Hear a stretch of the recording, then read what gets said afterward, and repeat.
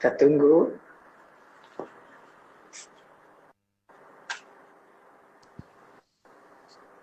Halo Coach. Aduh. Selamat sore. Sore Coach. Apa kabar nih Coach? Baik, baik. Gimana? Oh ya. Baik juga Coach di sini, tapi udah masuk zona merah. Banjarmasin sudah PSBB sekarang. Coach, di mana Coach? Di Surabaya atau di mana? Sudah nyampe di Banjarmasin. Oh, di Banjarmasin juga Coach. Wah, nanti Ya, kita nggak ketemu bisa langsung pulang, nih Coach, gua boleh? bisa pulang ini. Oh iya. Oke. Ini jadi sebenarnya Monspisio itu tujuannya pengen mengedukasi teman-teman Coach di luar sana. Kita pengen Iya. edukasi teman-teman gimana sih latihan yang efektif. Jangan latihan push up aja, latihan dribble aja, dribblenya kayak gimana. Misalkan Coach mungkin lebih berpengalaman di sini. Nah, gitu. Oh, ya. Iya. Ini sudah lumayan banyak yang masuk. Halo Bang Zetro, ada Bang Zetro Coach yang masuk. Oh, iya, dari Medan ini. Lain ini. Oh iya, dari Medan. Oke. Mungkin nanti kita sedikit Coach bahas tentang cedera usia muda ya. Iya. Bahas tentang cedera usia muda, kemudian kita bahas tentang nutrisi. Oke, buat teman-teman yang baru gabung di live, kalau ada pertanyaan seputar latihannya, seputar misalkan makanannya makanan apa, atau ada pengalaman cedera, boleh di komen aja. Nanti kalau kesempatan saya jawab mungkin di bagian cedera, kalau buat bagian Coach Moses mungkin latihannya, nutrisinya gitu ya. Karena Coach Moses ini pengalamannya banyak banget.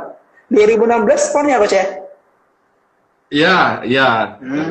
Oke. 2016 pon, terus 2017 DBL All Star. Ya, gitu. Nah, itu gimana Coach? Bisa diceritain ke kita nggak Coach?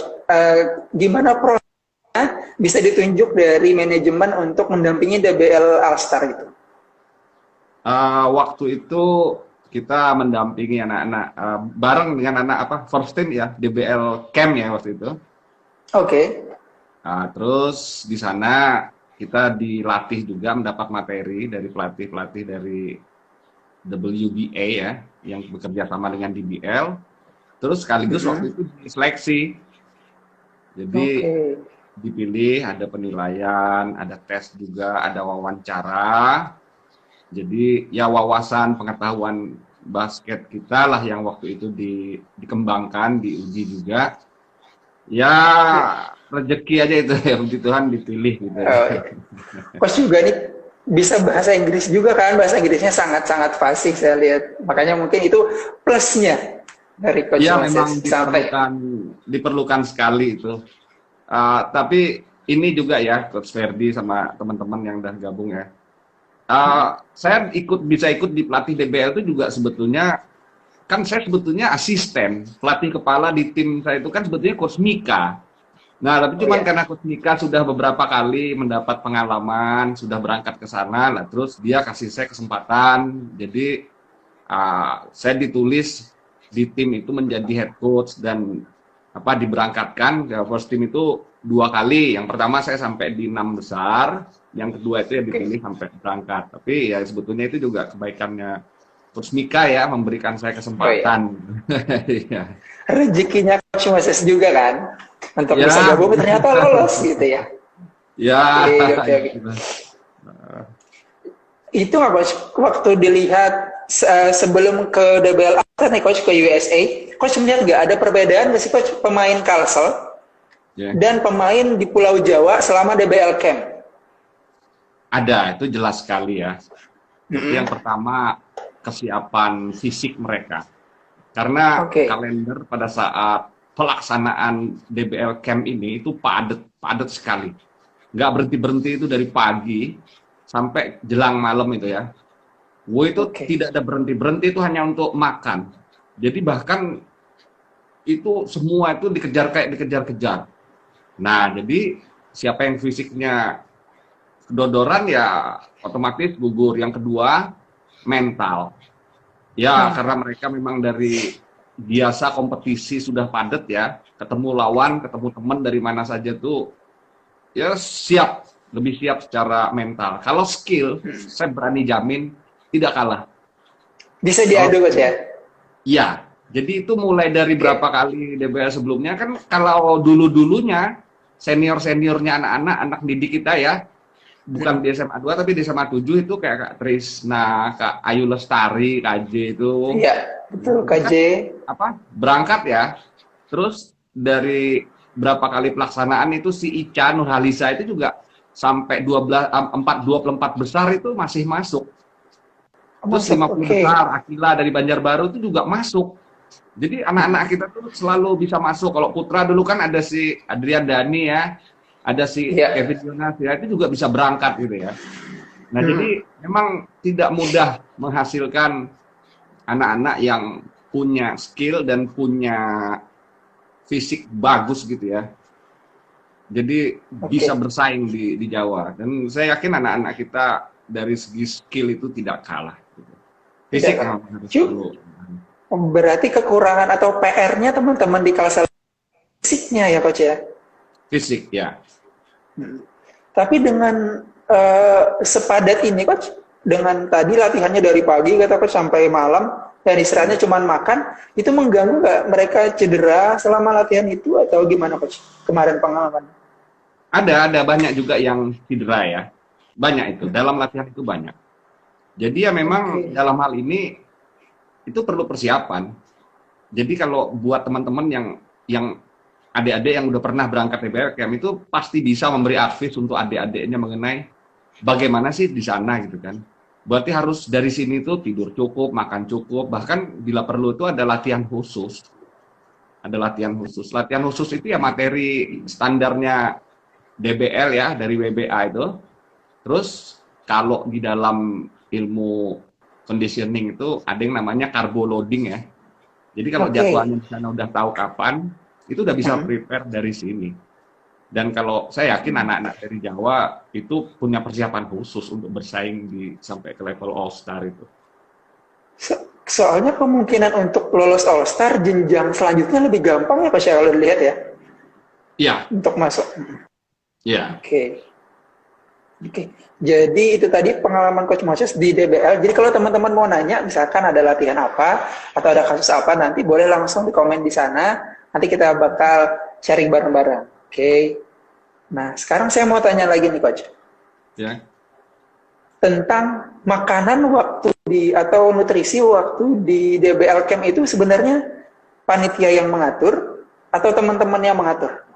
Atau tadi untuk makanannya sendiri. Dan itu sangat baik ya menurut saya, karena memang cukup sekali, boleh dibilang melimpah ya komposisinya untuk makanan.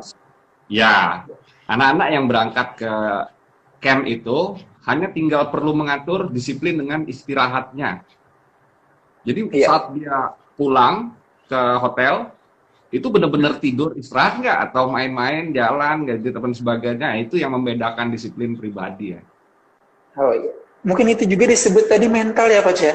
Mentalnya mau bersaing atau enggak, atau mau masuk DBL cuman buat jalan-jalan gitu kan, masalah mental lagi Coach ya, balik lagi. Iya, betul. Itu salah satunya. Oke. Terus saya pengen tanya lagi tentang perbedaan. Sekarang tadi udah melihat Kalsel sama di pulau lain atau di daerah Jawa.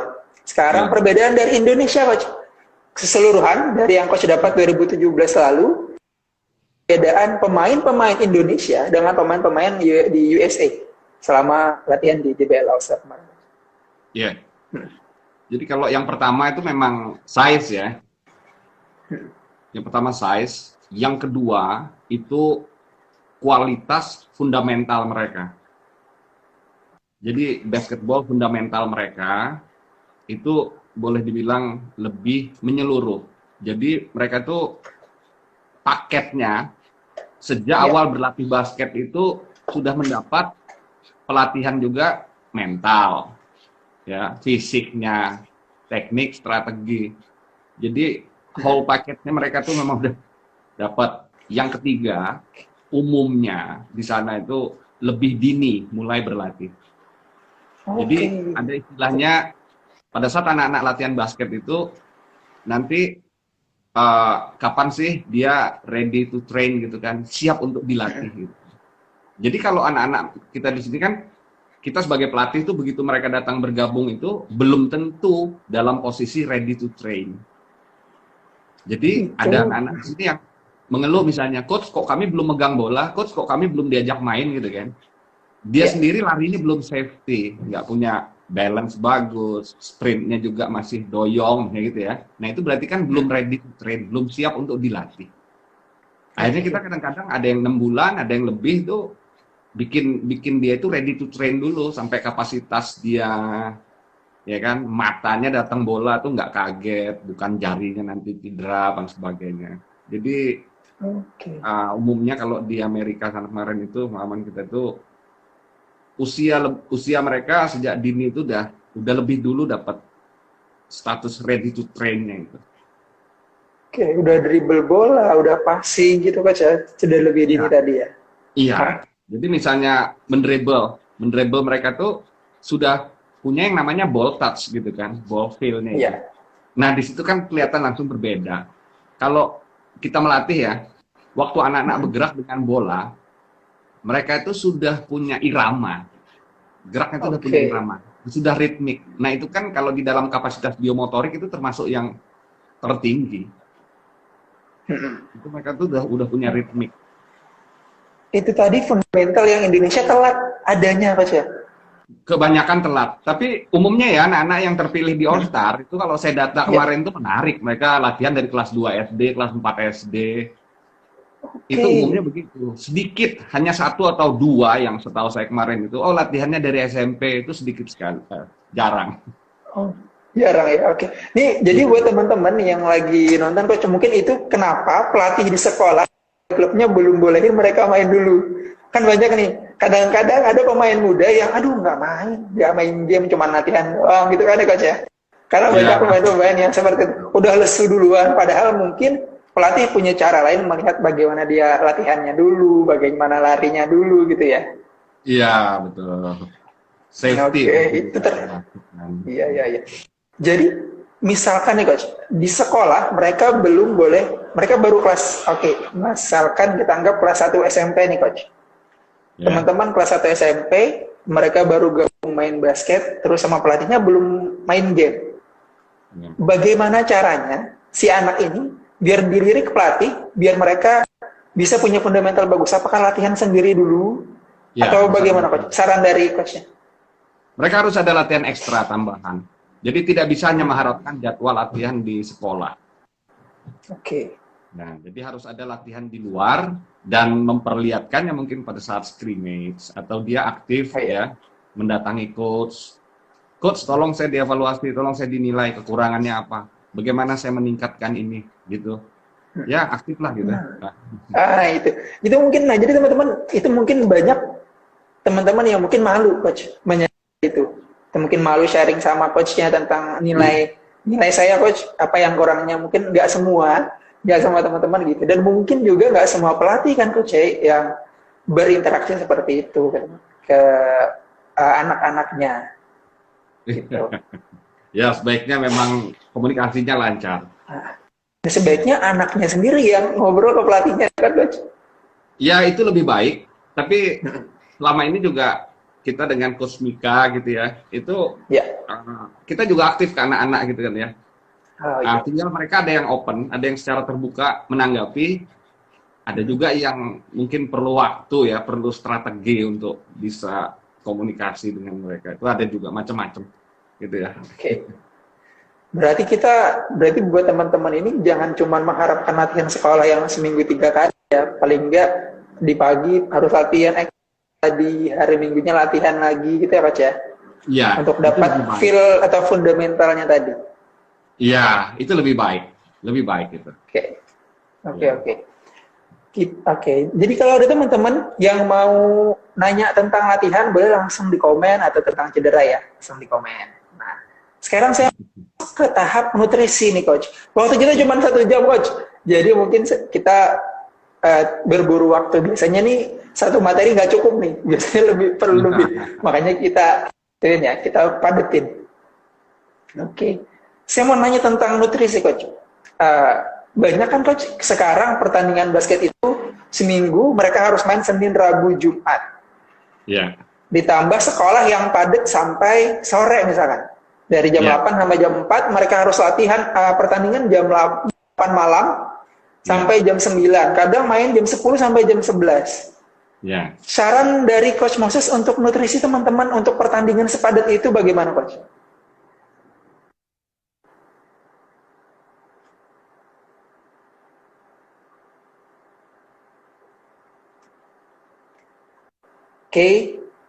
Oke, teman-teman, kita tunggu sinyalnya dari Coach Moses ya. Kayaknya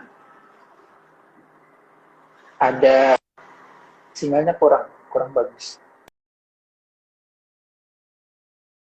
Saya mau tanya tentang cedera boleh? Oke, tunggu Coach Moses masuk lagi karena sinyalnya lagi terputus. Oke. Iya. Nah, kita mau masuk lagi sinyalnya ya. Mungkin sinyalnya gangguan. Halo, Coach. Oke. Halo, Coach. Bisa. WFH ya. Oke.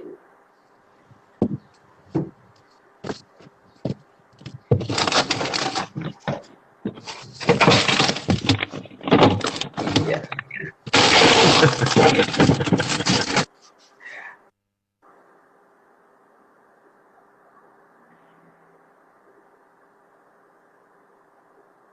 Oke, gangguan lagi sinyalnya dari Coach Moses nih. Teman-teman, sekali lagi kalau ada pertanyaan tentang nutrisi atau cedera atau bagaimana mencegah cedera apapun, nanti kita coba jelaskan sedikit demi sedikit ya. Oke, kita tunggu sinyalnya lagi. Ada Coach Uno. Halo Bang Uno. Oke.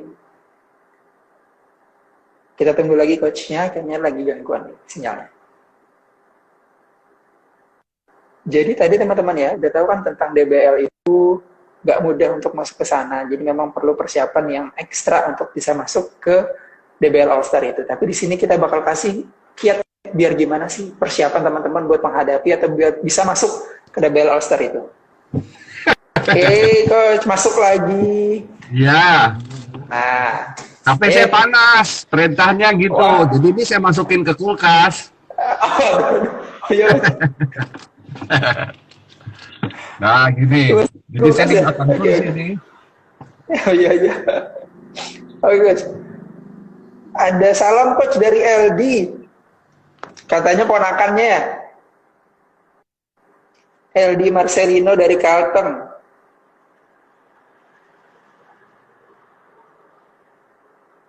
Nah, ini panas apanya. Kulkas kurang dingin kayak. Oke. Kita tunggu lagi.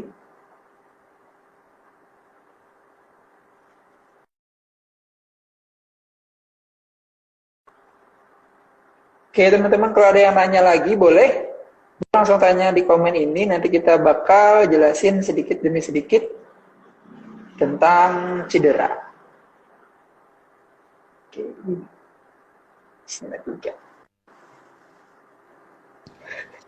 Nah, ini di kulkas deh. Oh iya. Ini belum ada suaranya. Nih, Coach. Iya. Suruh kasih paracetamol. Iya, paracetamol buat penurun panas. Iya. Bisa aja.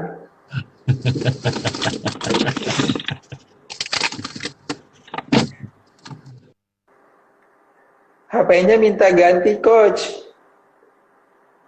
Kata si Lida. Oke.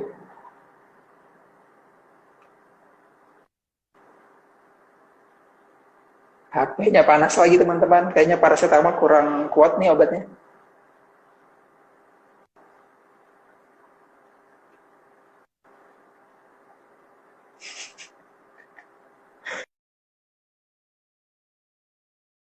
Boleh.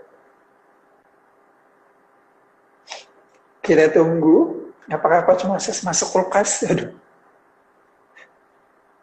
Tunggu dulu.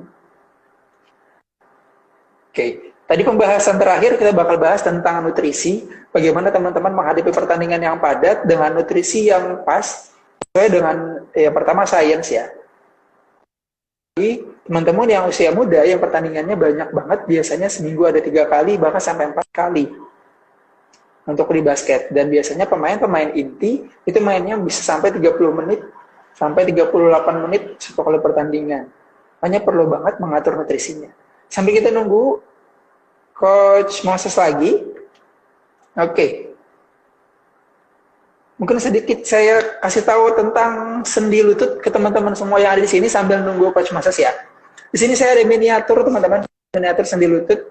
Saya akan sedikit bahas tentang cedera yang paling banyak didapat oleh teman-teman usia muda, khususnya SMA atau SMP. Itu usia muda yang biasanya 13 sampai 18 tahun sakit di lututnya. Ya. Jadi kalau teman-teman lihat ini ada sendi lutut. Kalau teman-teman lihat, ini sebelah kiri, ini sebelah kanan, sendi lutut kanan saya. Kalau teman-teman lihat, ini yang panjang di sini. Oke, yang panjang di sini, terus ini dibuka, ini adalah tempurung lututnya ya. Nah, ini tempurung lutut. Ini tempurung lutut. Nah, yang paling sering usia muda itu cedera adalah di bagian tulangnya. Nih, kalau teman-teman lihat, kita sambil tunggu Coach Moses. Oke, kalau teman-teman lihat di sini, harus datang lagi. Oke, kita tunggu Coach Moses masuk. Kita tunggu dulu. Halo Coach, kedengaran kipas nih kayaknya. Oke, masuk lagi Coach, kita ke langsung nutrisi tadi. Ya teman-teman udah nggak sabar nih. Mengenai nutrisi, bagaimana mengatur nutrisi tadi kalau padat latihannya Senin, Rabu, Jumat. Saran dari Coach Moses untuk nutrisi buat teman-teman gitu? Ya, pertama itu jumlah ya. Itu kalau padat latihan itu mereka ya kita hitung gampangnya hitung jumlah piring aja ya. Itu kalau pada hari latihan 4 bulan tuh 4 piring. 4 piring nasi, lauk pauk lengkap sayur tambah susu. Ya. Nah itu hitungannya dari sekitar 2000 sekian ya. Nah, kalorinya 2000, 2400 gitu ya. Kalau latihannya pada hari latihan. Nah itu kalau bicara komposisi ya, itu karbohidrat, lemak, protein, air, serat itu harus cukup. Itu minimal. Ya. Nah kemudian jamnya juga itu 2 jam sebelum latihan itu sebaiknya sudah. Jangan setengah jam menjelang latihan baru makan. Nah, dan ada juga nih trik nih, misalnya besok mau latihan, malam itu jangan terlalu malam makannya, usahakan di bawah jam 9 supaya pencernaan itu sudah terancam. Jadi jam 6 pagi itu udah buang air ya, buang air besar. Pagi itu udah diisi perut itu penuh. Nah kalau pagi sebelum jam 7 itu jam 7 paling lambat itu udah diisi penuh. Perhitungannya ya dalam menjelang latihan jam 4 sore itu jam 2 itu udah mau nggak mau orang buang air ya karena udah 6 jam lebih kan makan. Nah itu otomatis makan lagi sekitar jam 2 sampai setengah 3. Jadi kalau jadwal sorenya ya, jadi kalau latihannya sekitar jam 4 itu waktu datang ke lapangan itu di perutnya ini diisi sumber energi fresh, bukan ampas yang sudah nggak bisa diserap lagi. Itu besar sekali pengaruhnya ke kualitas latihan, energi. Juga kalau pertandingan. Nah anak-anak yang kurang energi waktu latihan itu ya fokus, konsentrasi, ya juga energinya itu kurang. Jadi kadang-kadang baru latihan setengah porsi itu kita lihat udah pucet ya, terus pelatih ngecek, tangannya dipegang, udah dingin gitu kan. Ya itu udah sulit kita mau memberikan porsi yang maksimal karena sudah kurang energi waktu latihan. Jadi jam pengaturan itu bukan hanya 2 jam sebelum makan, bukan, tapi dari malam sebelum latihan. Jangan lewat dari jam 9. supaya untuk makan malam sebelumnya, Coach ya? Ya, sejak malam sebelumnya untuk makannya. Oke, nah ini bagus sekali buat teman-teman. Senior nih, pelatih timnas kita di SEA Games, Putri, pelatih merpati juga nih, Pak Bapak Asdianto, tapi dipanggil ten konterannya nih Coach Big dari Merpati, Bali nih. Oh iya. Ya. Oke, jadi memang mengatur porsi makan itu dari malam sebelum pertandingan, dan yang terpenting itu jamnya ya Coach ya tadi ya. Pastikan 2 jam sebelum pelatihannya tadi. Ya. Dan malamnya juga. Ya, efektif. Kemudian apa kualitasnya gitu ya. Apa posisinya apa, itu tadi mesti cukup. Dan kemudian juga dihindari tuh es ya, jangan suka es tuh anak-anak ya. Nah, itu terpenting Coach.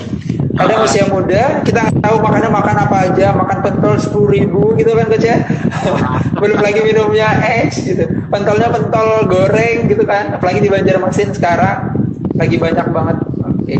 Ini memang mengatur pola makan untuk konsentrasi selama latihan dan pertandingan itu sangat penting ya Coach. Iya betul. Oke. Dan tadi makan. Jadi sebenarnya kalau menurut saya pribadi Coach yang mengingatkan tentang nutrisi ini tidak melulu pelatihnya, tapi kesadaran pemainnya sendiri Coach. Dan itu kan pribadi untuk mereka ya. Ya, pelatih harus memberi edukasi dan dia mengingatkan lagi gitu. Ya namanya kalau kita membawa tim yang sudah lebih senior ya, untuk prapon itu sudah lebih dewasa. Tapi kadang-kadang kalau SMA ya beragam SMP apalagi gitu, tetap aja kita ingatkan. Tapi itulah juga perbedaan antara pemain yang memang maju dan pemain yang lambat maju. Itu salah satunya yang paling jelas terlihat dari disiplin dan kedewasaan mental. Oh gitu, betul sekali. Mental tadi sangat berperan penting ya Coach ternyata dalam peningkatan performa. Ya, penting sekali itu. Oke. Ini ada pertanyaan bagus Coach dari Lida Titik Nuraziza. Bertanya, Coach, kalau berat badan berlebih terus mau nurunin dengan diet tapi jadwal padat pertandingan, ada solusi nggak Coach? Jadi kalau berat badan berlebih itu boleh dikatakan keadaan sudah terlanjur. Kalau kita mau menurunkan itu tidak bisa drastis, ya. Paling dalam berapa bulan, 3 sampai 6 bulan itu ya turun 1-2 itu udah baik.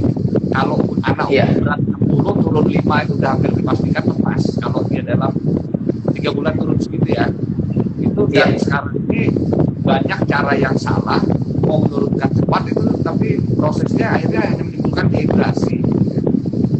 Jadi kalau sebetulnya berat badan berlebih itu suatu keadaan yang sudah terlanjur.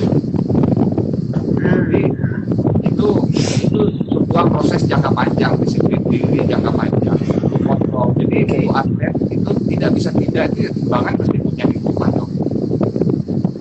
Dan dia tahu.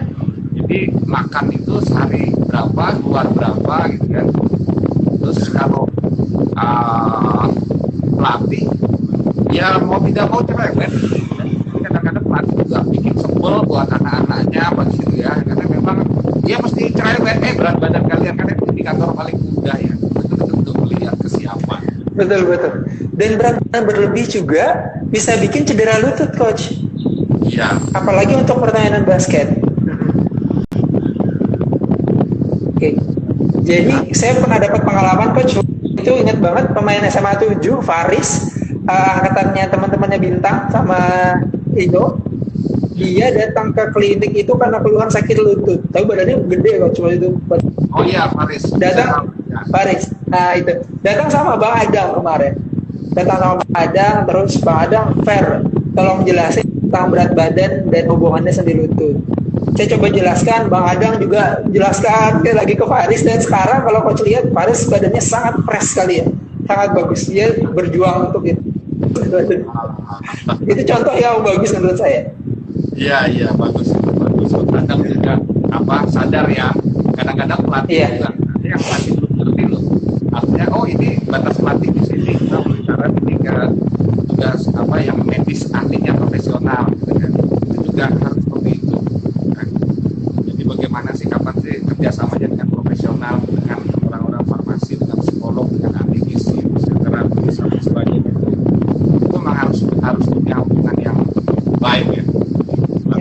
Iya.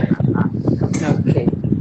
Sekarang ada lagi pertanyaan dari Bang Uno. Bang Uno nanya, Coach gimana dengan kebiasaan makan-makan setelah pertandingan? Biasanya pertandingan Coach selesai jam 10 atau 11, biasanya satu tim klub itu makan malam dulu, baru pulang. Kalau saran dari Coach Moses gimana? Ya sebaiknya, apalagi kalau itu di tengah-tengah kompetisi ya, itu makan berat itu 1 sampai 2 jam setelah bertanding. Karena umumnya setelah bertanding kan anak-anak hampir pasti kan minum dulu ya. Nah, kalaupun misalnya ada yang lapar gitu ya, nah itu bolehlah pakai pengganti dulu, tapi jangan buru-buru. Nah, jangan buru-buru makan setelah bertanding. 1 atau 2 jam setelahnya baru makanan berat. Nah, dan kalaupun misalnya setelah bertanding itu minum, ya itu kembali tadi, pertama tidak boleh es, yang kedua tuh jangan yang berlemak ya, kadang-kadang juga ada yang karena saking sepertinya susu tuh malah langsung susu. Nah itu nanti buat mereka malas makan beratnya gitu kan. Nah jadi ya kalau Coach Uno saya tahu Sunday morning yang hampir selalu makan terus ya habis bertanding ya. Ya mungkin itu sebuah strategi ya. Karena mereka juga umumnya 1 jam lebih kok setelah bertanding baru makan. Betul. Oke. Jadi tadi tentang nutrisi buat teman-teman semua memang sangat berpengaruh buat pertandingan. Oke. Saya mau tanya tentang pendapat Coach Moses tentang perkembangan olahraga basisnya teman-teman muda, ya anak-anak muda di Kalsel, Coach. Menurut Coach selama mungkin 3 tahun atau 5 tahun terakhir gimana Coach melihat perkembangannya? Kalau kita lihat sekarang banyak sekali senior mereka yang sudah go nasional. Ada Arigi yang sudah tampil di 5, kemudian timnas juga, ada lain-lain, ada Kevin Yonas yang dulu SMA Kanaan, ada Sepi yang dulu juga nasional, dan pelatih-pelatih sekarang sudah masuk ke nasional. Pendapat Coach Moses gimana melihat ini sama melihat perkembangan pola permainan Kalsel, Coach? Menurut saya bagus sekali. Jadi untuk Kalsel sampai sekarang ya PON itu selalu disegani ya. Dan kalau menurut saya dibanding kalau melihat 5 tahun ya, dalam 5 tahun ini mungkin PR kita tuh ya buat seluruhnya ini, bukan cuma buat satu pihak atau 2 pihak, itu kita perlu perbanyak kompetisi yang usia muda. Ya, jadi itu kurang sekali. Jadi misalnya saya sendiri kan 2 tahun yang lalu melihat di tingkat SMA ini menurun nih. Kalau enggak kita segera turun latih ke SMP. Ada kita turun latih ke SMP, saya, Coach Mika, dan Coach Nina, apa sebagainya itu turun semua ke SMP. Nah, tapi waktu melatih di SMP kompetisinya jarang. Akhirnya anak-anak dari 12, sisa 2, sisa 3 itu pun akhirnya kita menggabung-gabungkan dari beberapa sekolah. Gitu. Nah, jadi kalau untuk mau menjaga anak-anak Kalsel tetap bisa bersaing menelurkan pemain-pemain yang bagus seperti kakak-kakaknya tadi, itu dari sekarang ini udah PR besar untuk kompetisi usia dini ya Coach. Memang semua tadi tergantung dengan mental bertandingnya, mental dari kompetisi-kompetisi yang tadi Coach ya. Iya, memang harus banyak, dan terutama tadi usia dini itu basisnya. Jadi ini buat teman-teman yang mau, bagus banget buat perkembangan juga ya Coach. Dan kemarin kayaknya tentang KONI Cup itu 2 tahun yang lalu untuk memasukkan pemain-pemain muda lebih banyak, kayaknya sesuatu terobosan yang bagus juga sih. Ya, kalau itu pertandingan. Betul itu. Jadi pelatih juga artinya ya kadang-kadang di satu kompetisi itu memang sengaja dilepas ya, bukan cuma cari menang doang, tapi menambah jam terbang untuk ini bakal jadi pelapis nih. Nah itu dikasih main. Jadi pelatih itu tidak harus kejar ini kejuaraan ini menang, enggak. Jadi kita harus kasih kesempatan jam terbang untuk pelapisnya. Pemain-pemain muda. Ini ada lagi pertanyaan dari Nikita Sapitri. Bang mau nanya gimana caranya puasa tapi tidak loyo saat latihan. Ada triknya nggak Coach? Puasanya atau latihannya kapan? Latihannya apa? Ya kembali seperti pengaturan bertanding tadi ya, itu mulai dari buka puasa. Jadi buka puasa itu kan memang dianjurkan untuk minum dulu, masuk dulu yang manis ya biar badan tidak lemas dulu, baru makan berat gitu kan. Nah, buka puasa itu jangan berkali-kali gitu kan. Iya. Itu ya sedikit-sedikit 5 kali coach ya. Ya udah cukup. Jadi waktu pagi diisi sahur ya, itu kondisi perut itu tuh udah buang air gitu kan. Jangan waktu sahur tapi masih ada ampas dari sisa makanan sebelumnya di perut. Akhirnya kan sahurnya tidak maksimal ya waktu makan. Nah, itu waktu buka, nah setelah buka nunggu sekian jam diisi. Nah itu kan supaya setelah 6 jam itu yang dimakan waktu buka itu udah terbuang gitu kan. Nah kalau yang waktu dimakan sahur itu perutnya benar-benar siap diisi full untuk makanan yang akan diurai jadi energi ya. Nah itu kalau diisinya full, otomatis energinya sampai sore cukup gitu kan. Ya, jadi jangan sampai waktu sahur itu di perut itu masih banyak ampas gitu ya. Ampasnya. Oke. Berarti semua tadi tergantung dengan nutrisi apa yang kita makan. Ya. Memang ada peribahasa mengatakan kamu adalah apa yang kamu makan. Ya, itu betul sekali. Oke. Ada nanya lagi nih coach tentang nutrisi dari Alvira _Adi. Coach, jadwal makan yang baik untuk berat badan yang kurang. Kalau tadi berat badan, sekarang berat badan yang kurang. Untuk puasa, ada nggak coach jadwal makannya yang bagus? Nah, kalau jamnya puasa ya dari sahur sampai buka udah ditentukan ya. Berarti kita bicara ini kan dari buka ke sahur lagi ya. Nah itu kalau saya yang manis itu berikan hanya pada saat waktu buka ya. Berbuka. Nah kalau setelah itu usahakan memang yang lebih banyak itu karbohidrat rantai panjang. Jadi jangan banyak rantai pendek. Jadi kalau gula itu 6 12 6 ya, itu cepat sekali terurai tapi menyisakan asam laktat yang tersimpan banyak. Jadi yang karbohidratnya lebih panjang, jadi banyak sayurnya gitu kan. Nah itu dari jangan juga junk food gitu ya, yang banyak mengandung lemak jenuh gitu ya. Lemak ya. Ya lebih baik masakan sendiri lah gitu, home cooking aja. Iya, berarti lebih baik memang masakan yang bersih. Alvira, ya itu saya tahu tuh. Ya memang harus perhatikan betul itu asupan nutrisinya, kualitasnya itu. Oke, jadi tadi tentang nutrisinya. Nah, sekarang saya mau tanya nih coach. Menurut Coach Moses ada nggak sih coach perubahan permainan secara keseluruhan?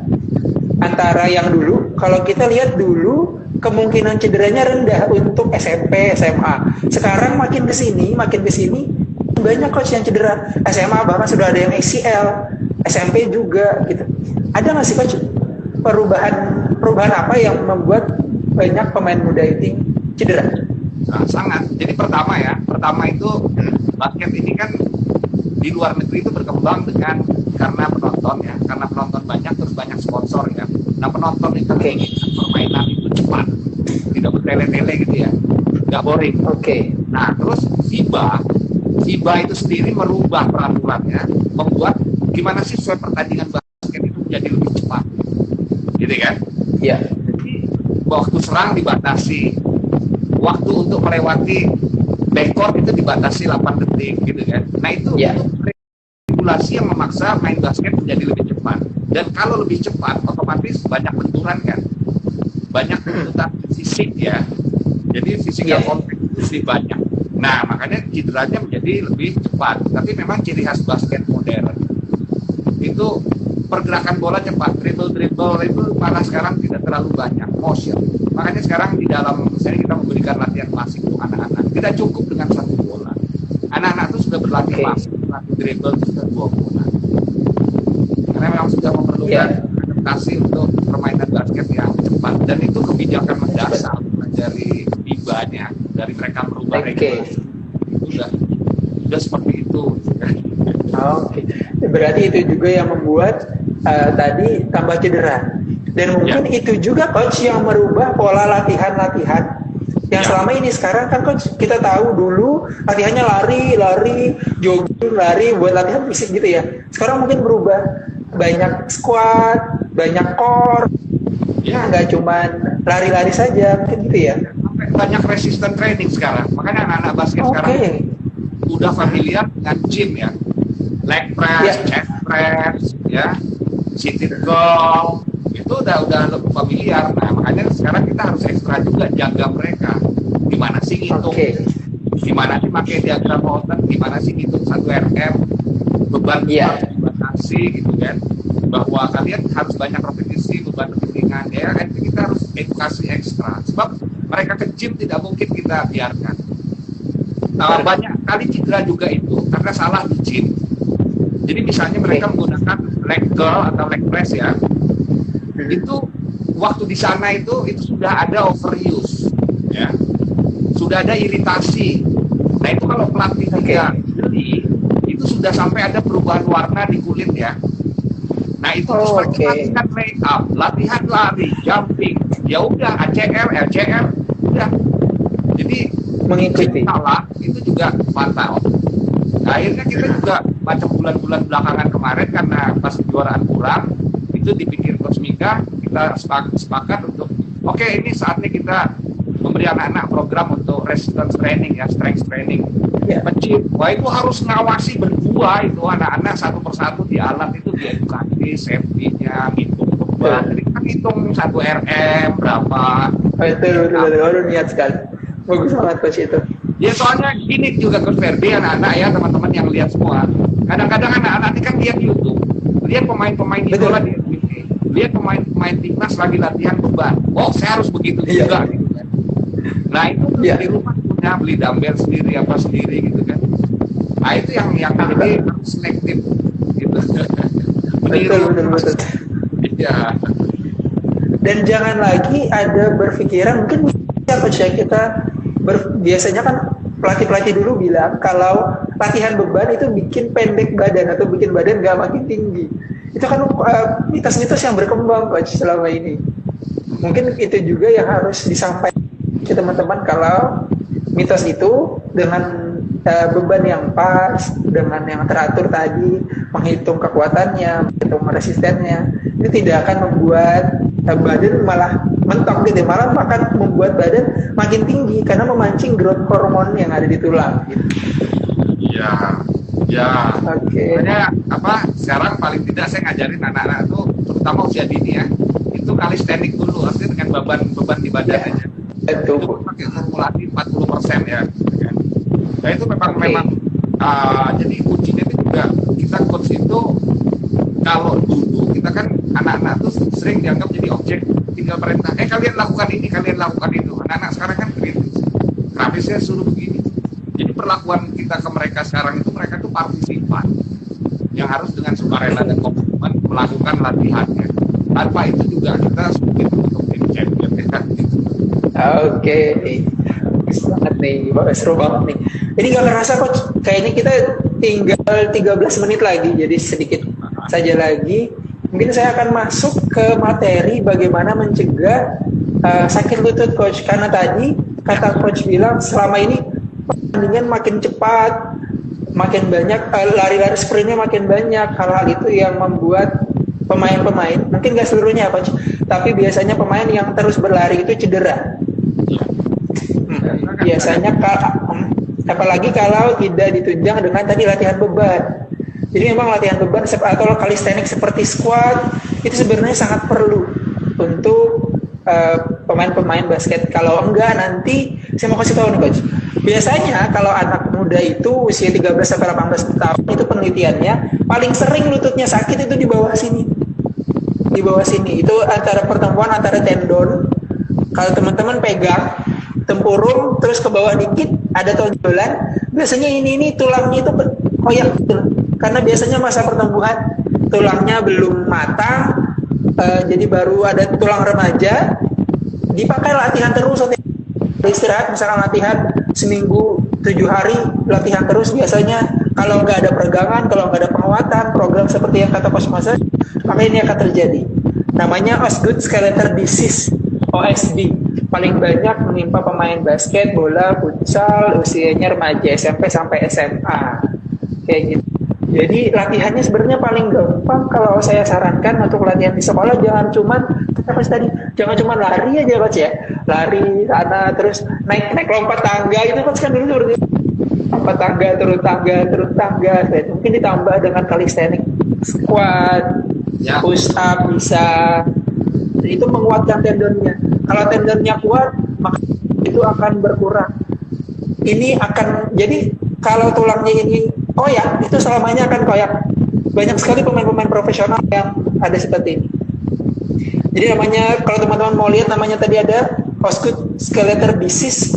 Jadi tadi ininya, jadi latihannya, penanganannya kalau teman-teman terjadi pada teman-teman, ini gampang sekali. Restkan, istirahatkan biasanya seminggu atau 5 hari. Misalkan ada pertanyaan, Bang, gimana kalau misalkan sakit pertandingan penting? Biasanya kita pakai tapping, gitu coach, untuk menjaga si tendonnya biar gak makin parah. Karena banyak sekali kasusnya, saya juga banyak ketemu. Biasanya karena otot paha depannya terlalu tegang, kemudian dia narik ke sini, tulangnya angkat. Jadi kalau ditekan sedikit aja, dulunya minta ampun. Nah, ini kemarin terjadi coach sama Lino Natalino. Yeah. Waktu di Ismaven, belum pertandingan final, dia bilang, Bang, sakit sekali nih. Kan dia latihan terus coach ya, dia itu targetnya sampai akhirnya lolos untuk masuk DBL gitu.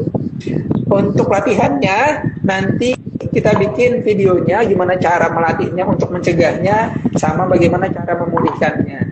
Sekalian untuk teman-teman bisa lihat nanti di Instagram kita juga bakal buat video tentang gimana mencegah cedera ankle coach. Jadi biar gak sakit ankle-nya gitu. Jadi kalau cedera ankle cuman melulu latih ankle-nya, tapi latih sendi panggulnya, sendi lututnya gitu. Jadi itu kita itu sangat kompleks. Nah, gitu. Oke. Itu tadi tentang sendi lutut atau cedera yang paling banyak dialami oleh pembasket muda. Nah, saya ingin bertanya lagi nih coach.